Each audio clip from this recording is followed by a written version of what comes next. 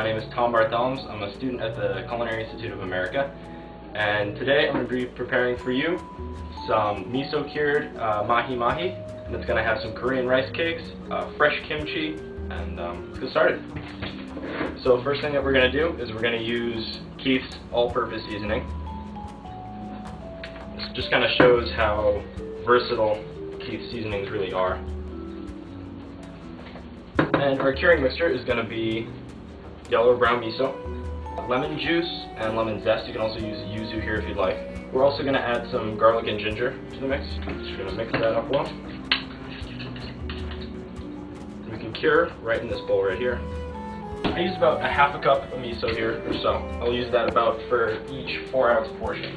So depending on how much fish you're doing, you can go by about that ratio.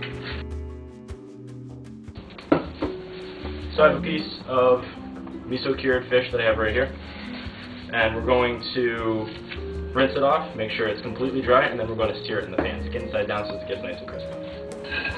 So now that we have a nice dry piece of fish in a very hot pan, we're going to sear it skin side down so it gets nice and crispy. While it's working, I'm going to start putting together my fresh kimchi. So we're going to add the sauce that I have already made.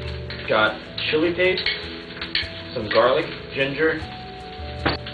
So what we're adding to this is going to be some napa cabbage and bok choy that I've already blanched, but not too much. You just don't want a little bit of crunch to it.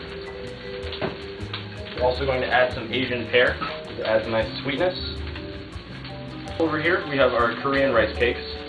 These are actually a really simple recipe to make. It's 2 parts rice flour to 1 part water. And what you do is you combine it together until it's just crumbly, and then you steam it. I did it over a colander, over a boiling water bath, and you steam it for about 25 minutes, pull it out, form it into a ball, and then put it in the dough mixer and mix it for about 20 minutes. It takes a good long while. You want to make sure it's really, the starch is all developed really nicely. And then you roll it into little logs as I have. So a glaze of orange, chili paste, a little bit of sriracha, and a little bit of orange zest as well. Right. So I'm going to flip my fish. It's a nice crispy skin. It's beautiful. Turn off my heat here and go in the oven with it. Great. So our fish is done. So I'm going to put it on a piece of paper towel right here, just to drain off any of the excess oil because we don't want that running onto our final plate. Alright, so I think we're ready to plate. I'm adding now our sauce basically of the dish. It's essentially a miso soup, but I have thickened it with agar-agar. Now I'm adding the Korean rice cakes.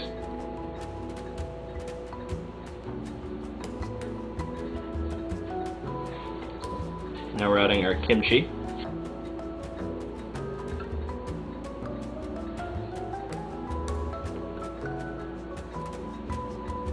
I'm going to garnish the top here with a simple scallion salad.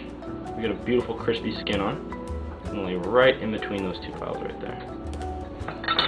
To add a little texture to the dish, we're adding flax, which I ground up just with a mortar and pestle, as well as some dehydrated orange zest and some ginger powder.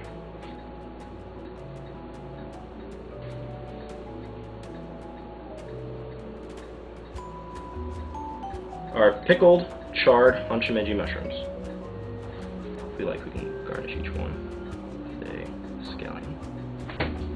To finish the dish, we're going to add a mirin foam.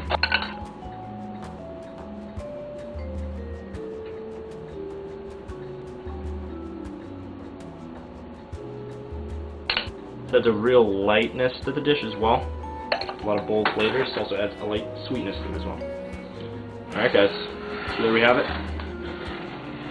So miso cured mahi-mahi, Korean rice cakes, pickled Honshimeji mushrooms, a sauce, which is basically like a miso soup, a powder of flax seeds, dehydrated orange zest, and ginger. We also have a fresh kimchi, and a light scallion salad.